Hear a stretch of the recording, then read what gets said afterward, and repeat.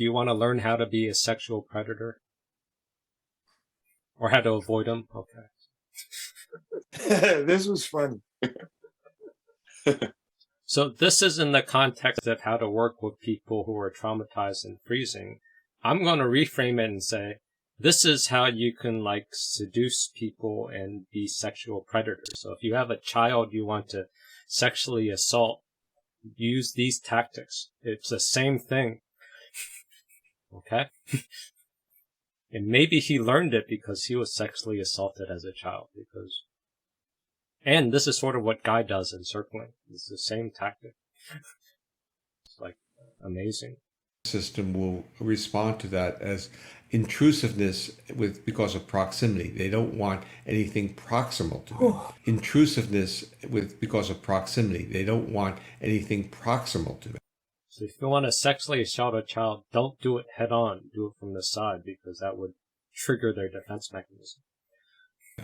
However, the reduction of stimulation might be helpful, make the room quieter. The enhancement of intonation in one's voice might be helpful. So go when it's really quiet at night, when the lights are off, so in the dark at night when they're about to sleep. And then lower the sound and play some music. Basically, the nervous system is overwhelmed with cues of defense, and the only way to turn that off is to do two different things. Remove cues of activity and energy and potentially intrusiveness, and to try to sneak in cues Yes. of safety, which would be intonation of voice. Sneak in and then control your intonation of voice. How do you control your intonation of voice? Be the only way you could do it. So if the person's in those sense, you might, in a sense, start using a more hyperprosodic voice, almost, but being very careful not to mimic how you talk to babies or cats and dogs, because the person might see that as being minimizing or dismissive of. Yes, so don't talk too childish, but be close enough so they don't notice. Who they are, minimizing or dismissive of who they are. And if you want to do the circling technique, don't act like a teenage boy or girl. Try to have that giddiness of teenage love, intimacy, to try to hack the person, to regress them into childhood. This is a formula to get into someone's defenses. Minimizing or dismissive of who they are. So you want to, in a sense, change how you are breathing in the presence of another. You want the breaths to be calmer. You want to give signals that you are safe and that you're not angry or disappointed in them. You are perfect. So I'm never angry. Change or reach a person in a freeze state is I'm going to say it's almost a hypothetical question because it is a difficult task to achieve. And if a person who is next to us is in a state of freeze, they're sending cues to us that our body really doesn't like. So we have to. Yes, that is a cue to say back the fuck off. But for him, he says that's a cue for me to invade your boundaries. In a sense, move into a very strange state, which is a state of both self-compassion, where we acknowledge that we are a human being reacting to those cues, and a sense of compassion for the client or for the person doing this that you're because trying I'm to such a be loving helpful to. predator. Then you can kind of override those bodily feelings, and you start realizing that your role is to de-escalate that individual's defense systems. It's almost like a Star Trek. My role is to get through that person's guard because I'm such a caring predator. Metaphor where they're using energy shields to protect the starship. Your role is to de-escalate, override those bodily feelings, intrusiveness because of proximity. They don't want anything proximal to them, minimizing or dismissive of who they are. Override those bodily. You see that little laugh part when he said override? That was creepy. When he said override, he couldn't even help it because he can picture it. That little glee, almost. That right there. Yeah. That's sort of. He can I thought it could almost be picture. anxiety, but that's almost like a glee type of. No, that's not anxiety. It's not even discomfort. It's him like, oh, I can picture this. I can Yes. see how I can override someone's shit immediately. I am dominant. I have Yeah, destroyed I'm or so got good through. at this. Yeah. Oh man, this shit is so funny. I wish I can do it to someone right now. It's funny. I was thinking about this and I was like, imagine someone new just joined the group and you started off with this and you were commenting the same way. how they would just be sitting there going, am I in the right group? This guy is showing a video on how to be a pedophile. I think the context here is important. This is Stephen Porges, right? Steve? Yes, this is the Okay. trauma expert. So Right. the context here, I think what he's talking about is people get into freeze and they don't get out of it. So some people, they're just stuck in that constant state of freeze, right? Which is extremely painful. So isn't he talking about that? How to get that person, not and just any person, but a person who is like perpetually stuck in freeze, out of freeze. Well, he's how to get through to their defenses. He didn't really talk about how to get out. Exactly. The way out was to intellectualize. That was sort of his angle. So it goes back to what Richard was saying earlier. Like, it's not your place. If you want someone out of freeze, you can go to TRE or other Peter Levine, that a person in freeze needs to shake it off. If you were to invade a person's freeze response, sidle up into their psychology, how does that help someone out of freeze?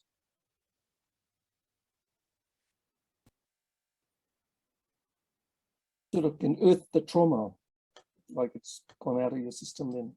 The energy of the adrenaline from the freeze, that needs to be released, processed out. Making someone safe and coddled and masturbated, essentially. That's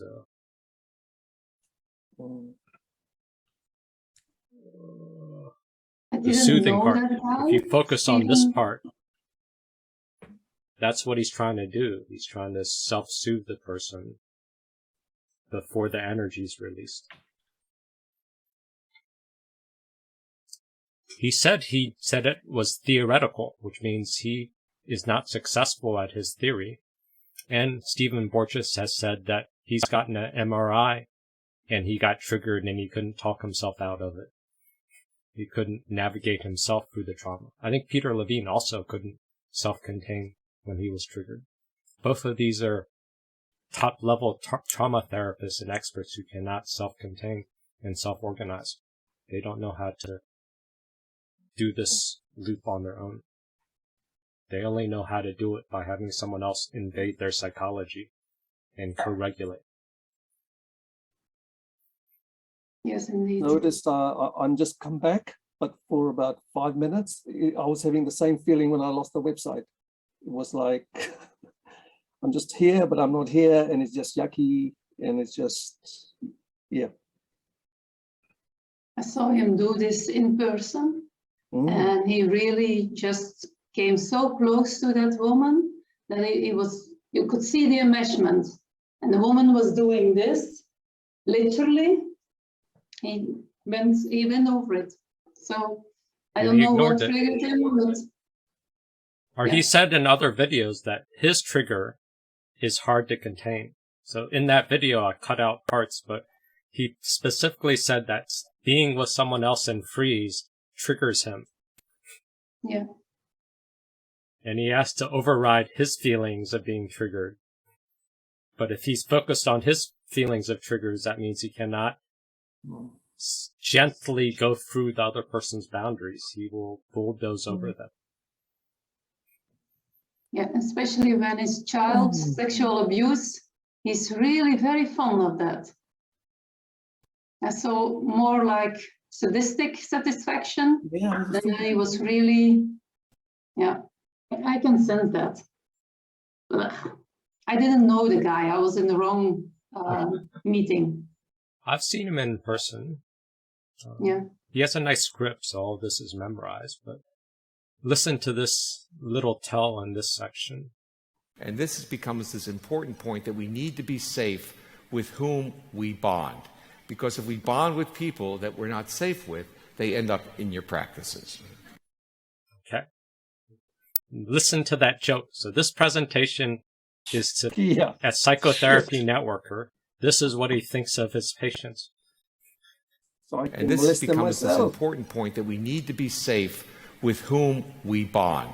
Because if we bond with people that we're not safe with, they end up in your practices. So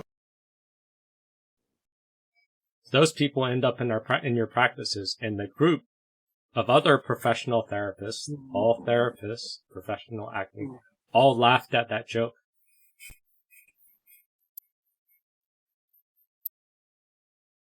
That's how much top-down neurotic therapists are as a norm, who are getting narcissistic supply as being the healer, and their safety comes first, even though they're not going to say it. When push comes to shove, if they get traumatized, their safety comes first, which is Richard Grandin's experience before. I don't know how to. So, one, you're disturbing me, and two, you're making me feel incompetent. Fuck you. I don't know how to. So, one, you're disturbing me, and two, you're making me feel incompetent. Fuck you. So if someone comes to a trauma therapist and they end up being flooded by your trauma and you make them feel incompetent, they're going to use their defenses against you as a trigger. Because in Bessel van der Kolk's workshop, I went to one of his workshops. It had like 300 people. And of the 300 people, he did an informal survey of how many people have a meditation or yoga practice. And me and my other CPTSD meetup person, we raised our hands. And of that 300 people, it was like less than 10%.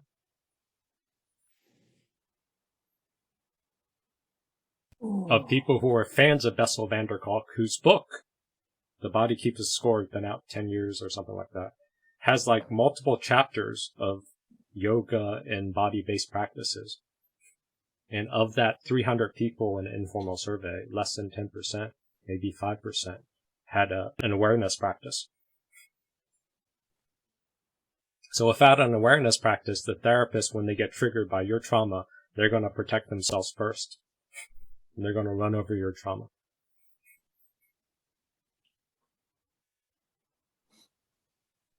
And then they're going to run over your trauma and they're going to force feed you their fixes to shame you and say you're wrong. And that's normal. Because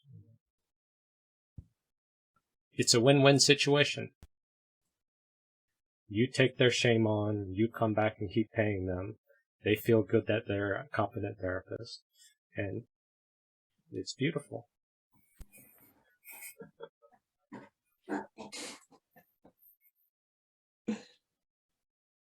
The art of codependency. Yep. But at the end of this clip, that's sort of the point I was trying to make. I think it had... if the baby did not look back at the mother would not feel good. Not feel good. Not feel good. So that's his angle of co-regulation. He's one of the trauma therapists that pitch co-regulation, where Dan Siegel might pitch self-regulation. Or at least he's a little more. I'm not sure if he's also in the co-regulation camp. But the co-regulation camp is the person who's playing mother gets upset if the baby doesn't respond back. So if you're the patient with someone who believes in co-regulation, if you don't do the right thing, their feelings are just as important as your feelings. So the smothering mother, if they try to rescue you and heal you and you don't respond properly, they're going to give you injunctions and punish you unconsciously, because that just happens. if the empty validation, the conditional approval, and the slogans don't work, then they start denying you and disapproving you, and they try to shame and blame and invade you with secrecy, silence, and judgment, because that's the rules of the social game. I wasn't able to do a clip, but look at Peter Levine's body language. When a person has experienced trauma, patients can use. And as therapists, what we want to do is to be able to convey, at least in the smallest amount, an island of safety. That there is a way that you can... Look at his eyes. Is that someone who's grounded, or is that someone who's needy? Feel safe that something has happened to you, you survived it. Now we're going to go back up and pick up some of those pieces that you left behind. Is that fear? What is that? Is he reliving a flashback? Do you see the pupils? Is he grounded and firm and assertive and confident, or is that confusion? Is that sadness? Is that stuck sad baby too? That's interesting. So you can... And look at that exaggerated thing. Be whole again. The other thing that's important in trauma therapy is that as soon as possible, that the therapists also provide tools, help the client learn tools that they can use to help them feel. Now, how stable is his breath? Has anyone done research on heart rate variability? And heart rate variability is a relatively simple neurofeedback tool. Somehow they measure your heart rate and they just see how even the up and downs are. Pretty old technology. But follow his breath. Is his breath smooth, or is it jerky? Relatively safe. Because if the only place they feel safe is with you, the therapist, then when they leave, and then they start feeling, horrible again, terrified, helpless, then sometimes, very, very frequently, actually. Or maybe he has ADHD. Oh, maybe it's not that easy. I haven't seen Peter Levine in person. His courses are too expensive. They'll kind of shame themselves, what Fritz Perls called the top dog. What's with his eyes? Anyone get a read on his eyes? He's like big eyebrows, closing, a lot of jerky movements. Maybe the question is uncomfortable. The He question's seems uncomfortable. uncomfortable? This is his Yeah, territory. He's being asked about his techniques. Is it? Yes. Is it? It should be. He's selling certifications. He's got tons of people trained in his protocol. Yeah. He seems a bit nervous about it. Yes. But he's one of the top trauma therapist experts. And he can't self-regulate his emotions. It's very clear that it's that question is uncomfortable. So here are his techniques. So this is how unstable he is. So then how can he stay grounded with someone else when he has to try to self-regulate himself constantly? That's partially why he became a trauma therapist, because he's unregulated. But to be a model to have a giant school of thought and certify a lot of people. And the other hand on the shoulder. And just to get a feeling, Ruth and everybody else who's watching, what this feels like, what the sensation is like, not just of your hands, but of what's going on inside of your body. Most people report a settling. What this does, I believe, is it helps us become aware of our container. He can't even feel. And we'll probably get into this a little bit more. I believe the body this is helps the container of all of our sensations and all of our feelings. It's all in the body. And then fucking get embodied while you're talking. The container of the body is the kind of the outside of our body, our shoulders, the sides of our thorax and so forth. Thorax. And when the person can feel the container, then the emotions and the sensations do not feel as overwhelming because they're being contained. Another very simple thing people can do, usually I suggest they do this one first. The second one is just putting a hand on their forehead and the other hand on their upper chest. And just to wait, and they can do this with their eyes open or closed, whatever they feel more comfortable with. A lot of people like to do it with their eyes closed, or others don't feel safe enough. To just feel what goes on between the hands. Sometimes they'll feel like an energy flow or a change in temperature. Did he not feel anything? He never took a Reiki class. He can't even feel the energy outside of his hand. Or is he focused at teaching, making sure he doesn't mess up, that he can't feel his body? And I just asked them just to keep their hands there. It could be just a few moments. It could be 5 or 10 minutes until they feel some kind of a shift. And then to take the upper hand here, keep the lower hand on the chest, and then put the belly, this hand on the belly. And again, just wait until there's some shift, till there's some flow. How? And then what? Sometimes people, if they're unable to sleep or they're afraid they're going to have nightmares, if they do simple things like that, they fall into sleep much better, and often the dreams are much more useful dreams. There are other techniques, the tapping, the energy psychology kinds of things. For some people, that works very well. So that's Peter Levine. Great book, whatever, the Tiger, Awaken the Tiger, whatever. Very accurate, precise, but he can't even ground himself. He can't even use his own technique while he's explaining it, because he's so focused on something else. I don't know.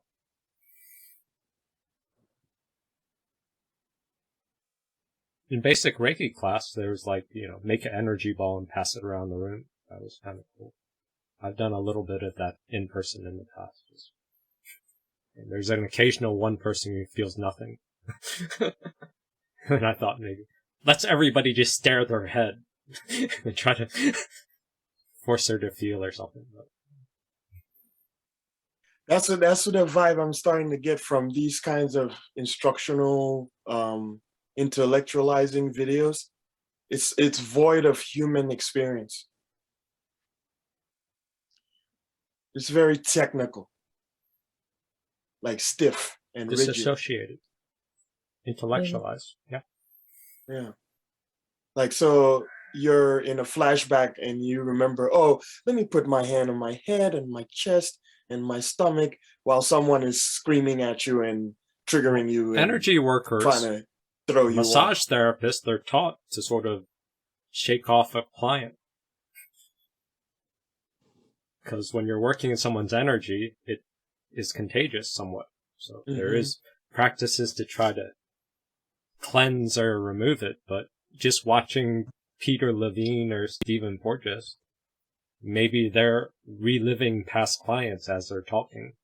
They haven't differentiated after the clients. They've merged.